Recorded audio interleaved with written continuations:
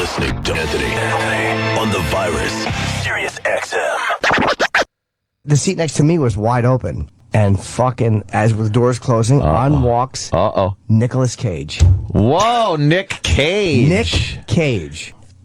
So he sits down. Oh, no. Well, he sits down, and I'm like, you know, Nick, I know you guys have had, I wasn't here when he was in, but I have never met him.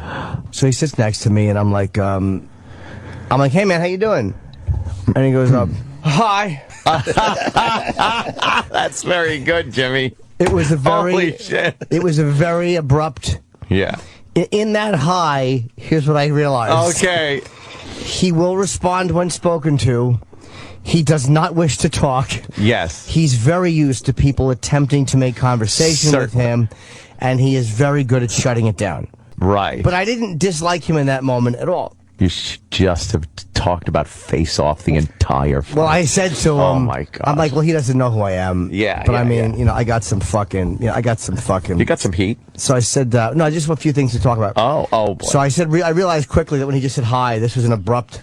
It was basically his way of going hello and shut the fuck up. And shut the fuck up. I know I'm me. Yeah. You know I'm me. I know shut you the want fuck to talk up. to me. Right, but you know. You don't want to talk to you. You want to. You want a story to tell your friends. Yeah. I don't want to be part of it. So I said, I'm like, I immediately think, all right, you got to bond quick. Oh, boy. So I said, you were on the radio show I'm on. And he goes, huh? Yeah. And I said, oh my God, he does a great Nicolas Cage now. I'm totally picking up the vibe. I do a good disinterested Nicolas Cage. Yes. That's the only one I've experienced. Oh my God. And I said, yeah, I'm like, but I realized immediately he didn't want to hear anything. He didn't give a fuck.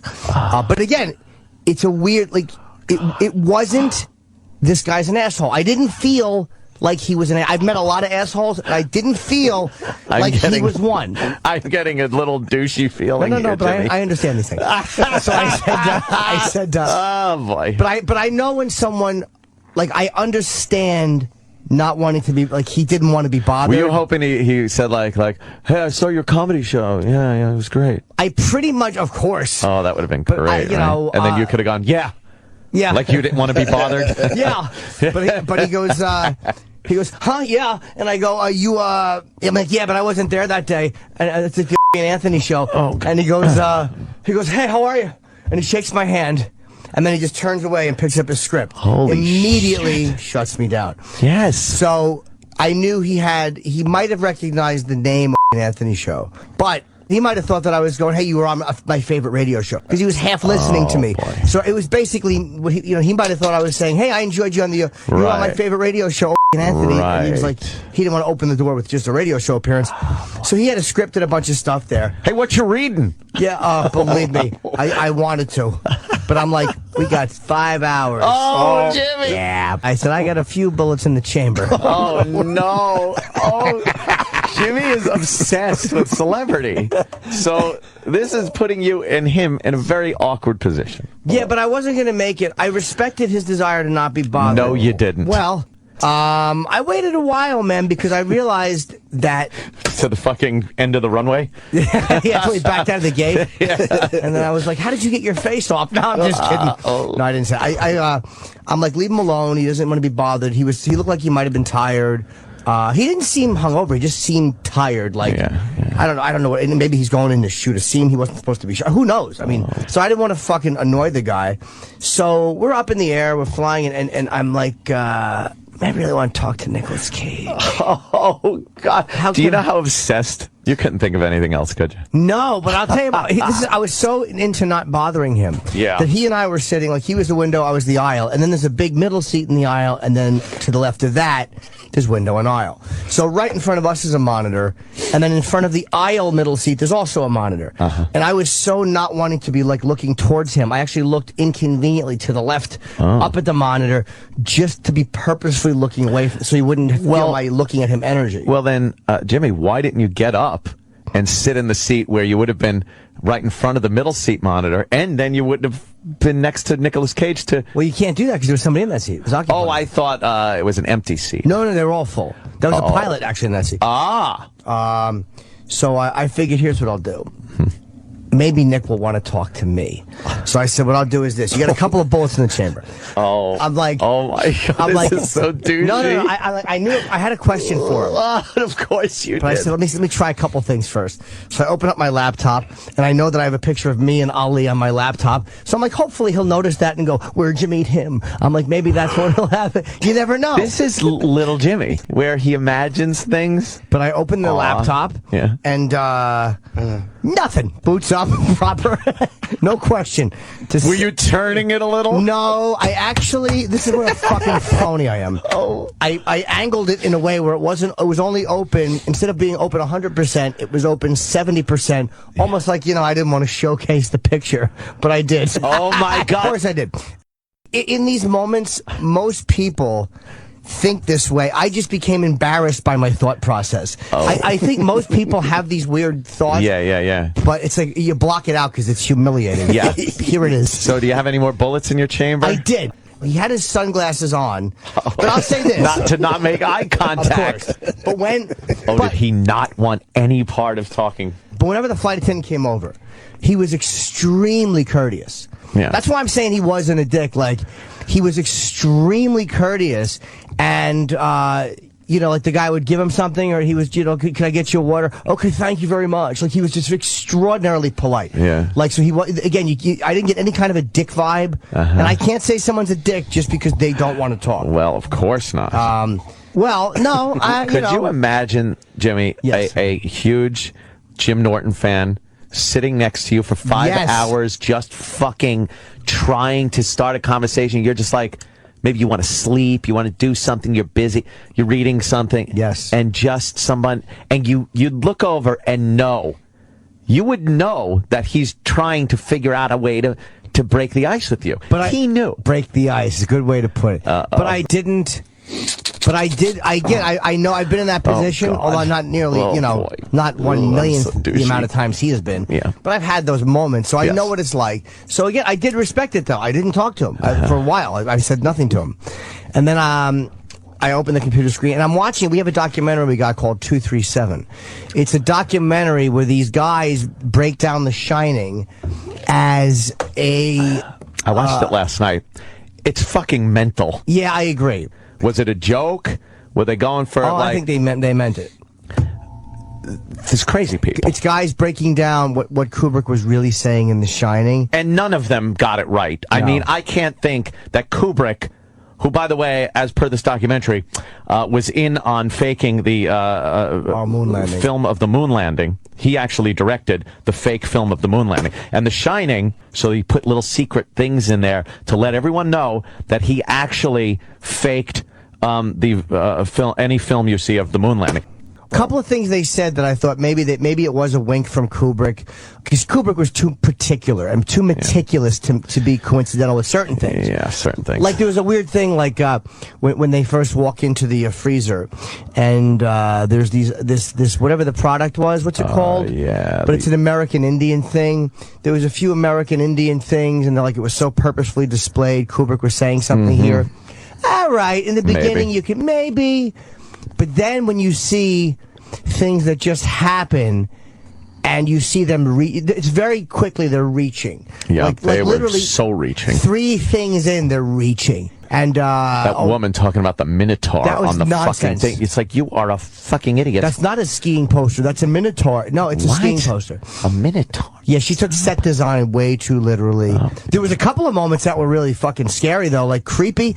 Like when they were saying the walk around, when they were showing Jack the walk around, and they said when he walks into Stuart Ullman's office and they sits down and they're looking out this beautiful window, they're like, that window can't be there. It's in the middle of the hotel. Yeah.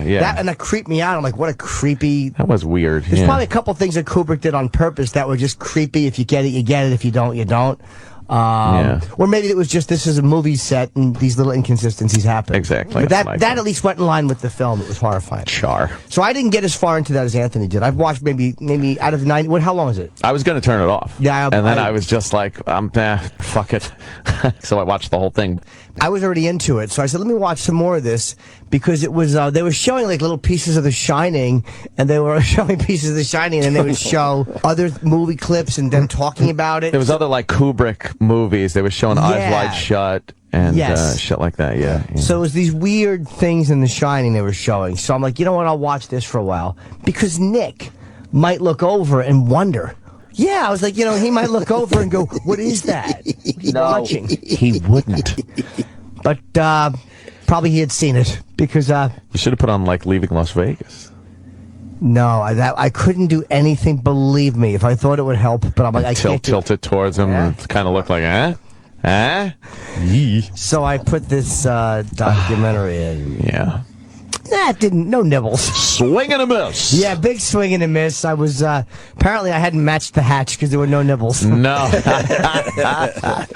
So now are you toiling, thinking of another way that perhaps you can spark up a... I really was, yeah. And, I was thinking of all this. I love this. And, oh, Jimmy's adorable. And, so I'm like, I go online, I'm reading emails from my producer, because I'm having an issue with the venue in Boston, of course, but it's something that it's over the haze. When you shoot comedy, you haze the room. Yeah, so it looks like smoke-filled a little. It gives you depth and stuff like that. It's a weird camera trick. From the reverse, it shows the spotlight. Right. Kind of cool. Now, in Boston, because of that Great White Fire, there's been so many new fire codes that they don't turn. You have to turn off the smoke alarms. You can fucking set the sprinklers off. So a lot of these venues do not want to do this. They're no haze venues because of this. So we're having issues because we were under the impression that we would be able to have a workaround with this where it would work. We were ill-informed. Now I am doing a possibly shooting without any haze at all. Oh, no. So my question is, am I okay with that or am I not okay with that?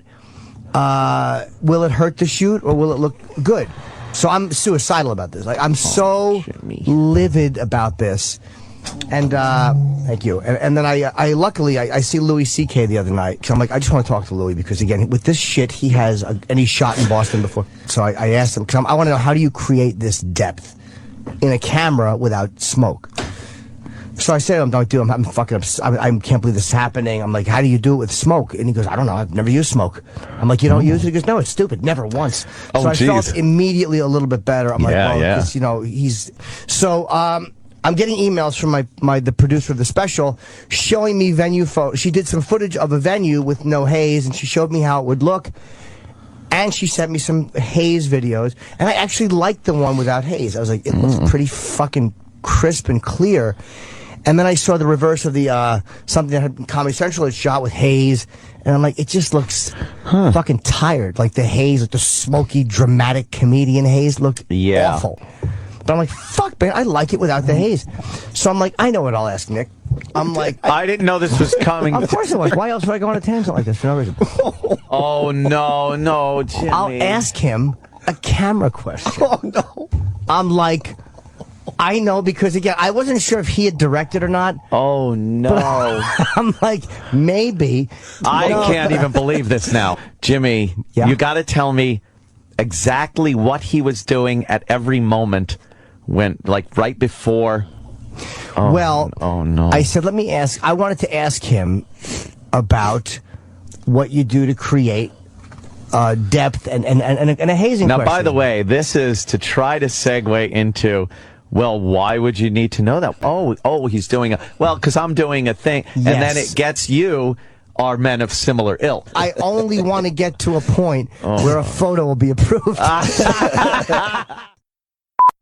So he gets up to go to the bathroom, so I know he's awake and I'm not bugging him. Did he say excuse me to you when he got out? No, he didn't. There's so much room. Like, he didn't have, honestly, he didn't have to, believe me. But I moved back a little. I moved my feet back, you know.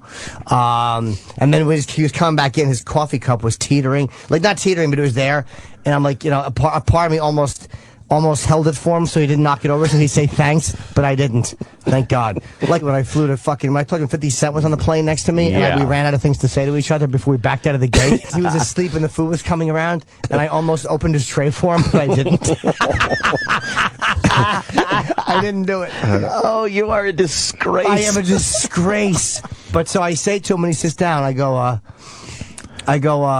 no. Right when he sat down? Yeah, I gave before he got a chance to. Well, a second, pick up his script again and ignore you. Well, no. I gave him a second. I didn't panic, but I mean, it was a pretty natural. Please tell me exactly what you said. Well, I said. Wait, did I? He said. I said, can I ask you I said, can I ask you a camera question? He goes, huh? And I go, no. He's a very literal guy. I go, can I ask you a question about cameras? And he goes, go ahead. And I'm like, okay. I said, well, I'm shooting a comedy special. Nothing. Now, again, he must have thought that a friend is doing an open mic night and you're going with a camera to video him. Like, that's the level he probably thought. Like, I'm shooting. Like, not that you're the comic. I hadn't thought of that. And not that it's for a big fucking, I hadn't thought of that. Yeah, I bet. So, well, that was bullet 4. And then I'm like, do you know anything about the hazing or whatever? And he goes, and he's thinking about it for a second. He's thinking about it. And he goes, I don't know. He goes, I just don't know. He goes, look, apologies, but he was very nice. Again, he was nice. He wasn't a dick. Apologies, but I don't want to give you the wrong. What did he say? I don't know that much about what we do on this side of it, so I don't want to mislead you by telling you the wrong information. Oh boy. I was like, oh, okay, thanks. I kept it brief. Yeah. I respected his desire to No, you didn't. But I did. My internal craziness was not his fault. Like, he didn't know. It was literally the question I asked him for. It took less than a minute, and that was done. I didn't pursue it. I didn't keep it going. So now you need to hash another scheme. As long as that plane's fucking in the air, Jimmy has hope. Well, so this is how bad it got. At one point, as he jumped up and he was taking luggage out of the overhead. Oh my God! Out of the overhead, and a part of me was hoping that while he was pulling his bag out, that he would drop it and hit me with it. So just that he would go, "Oh, sorry," and I'd go, "Oh, that's okay." And then when I wanted to take a picture, he'd feel guilty and take one. I was hoping he'd hurt me with his luggage. He wanted Nick Cage to drop luggage on him so he could get a picture. The fucking fantasies that go on. This is so good. Yeah, man. So I'm like, here's what I got to do. I'm like, this is not looking good. No, not at all. I say, what I'm going to do is I have to wait. I want to get a picture with him. But again, the way to do it is, I mean, you got to be fucking Pete prepared. Oh. No fucking fumbling. Oh, boy. No nothing. So I got my camera, believe it or not. I was like, I knew this was psychotic. But not long after that, I got my camera and I put it in my right sweat jacket pocket. And then I very discreetly in the bathroom unzipped it. In the bathroom? Well, I didn't want to do it in front of him. Because he would have known. Yeah, I'll even show you the picture. I'll even show you the picture I took of myself, the practice picture in the bathroom to make sure I had it, and then I was holding it right. You're a mental patient. But here's the way I was going to do it. As we're walking up the jetway, you can't get him outside because then people fucking swarm the guy. He's an A-list fucking guy. Oh, yeah. So in the jetway, you got to be ready. And for my camera, it's best to hold it. Like to do the self picture, you do it, you hold it out, and you snap it quick. While you're walking up the jetway, it's quick. He's not inconvenienced, then he goes. It literally, he'd have to stop for maybe a second and a half. Yeah, let me see if I have it. Hold on. Oh boy, this is so. I would sit there and just not say a word to him. I'd be the guy that he would be like, "Oh, good thing it was him." Ew. Jimmy's practice picture, he's smiling. It's like, this is how I'll look. So what I do is this. I figure, and I don't know why I figured this. I said, I want to ask him. Enough with asking Nick Cage anything. Well, I wanted to ask him. I didn't want to just have the camera and ask him with the camera, because I was afraid he'd say no. So I wanted to ask him while we were still sitting there on the plane. Beforehand, hey. Because, I figured, like, once we touch down, I want to ask him. Oh, no. Now, that could backfire, too, though, because now he's not on the spot for the picture, so he could say no, and that blows everything. Well, yeah, but it's more uncomfortable to say no when you got to be next to somebody. And so I said to him once we landed, I'm like, dude, I don't want to. I'd be like, I'm a huge fan. And he goes, thank you. And he shakes my hand. He was actually very gracious. He was very appreciative. And I'm like, yeah, I've been a fan for a long time. And I'm like, I would love to take a picture with you? Like, is it possible to do it in the jetway on the way out, so no one will bother you? I said it like that, and he goes, oh no. He goes, he goes, I'm not really doing the picture thing. He goes, because I'm really tired. But I kind of knew that was going to happen. Did you just go, yeah, fuck you? No. That would have been great. I thought afterwards of a lie that I should have told him, but I didn't. Some type of medical problem? Yeah. But I wasn't angry because I was like, all right, I had a feeling. I was a little disappointed. And immediately after, he goes, nah, man, because I just don't want to be, he's like, I'm very tired right now. And I think he was just saying, like, I don't look photographable. Right. And he goes, but I'll sign an autograph if you want. And I almost said no thanks and sulked, but then I'm like, don't be a dick. You almost went like, no thanks. No, but like, no, that's okay. But I was like, all right, I'm like, let me find something. So I just picked up the American Airlines menu, and I had my pen, and I gave it to him. And he's trying to sign the autograph, but the fucking pen won't write. Dude, you didn't have practice autograph. No, I have one of the pens that we use here, like not that one, but the other ones. And he's shaking it, and I see him reaching into his pocket for a pen. Oh no! Now it's a big pain in the ass. Now it's a pain in the ass, and I go, my pen sucks. Nothing. Oh god! It was fucking Jimmy. This is a tragedy. It was, but he signed me a nice autograph. He's like, to who? And I'm like, he wrote, Dear Jim. It was nice flying with you and best wishes. No, Nick it wasn't Cage. nice No, it flying wasn't. with you. But it was nice though. He didn't just sign it. He was very, very nice. So whatever. I couldn't be angry. And then we walked off the plane, and that was that. But I heard him say to his driver, because he had the luggage, I guess, downstairs. I just heard him say to his driver, but can I just wait in the car? Like, he just wanted to go. Oh, fuck yeah. He didn't want to be bothered by anybody. And by anybody, he meant Jim Norton. Yeah, he certainly did. But there's paparazzi waiting outside. There was. Yeah, there's a lot of it. So I imagine that's what he wanted to avoid. He's a big one.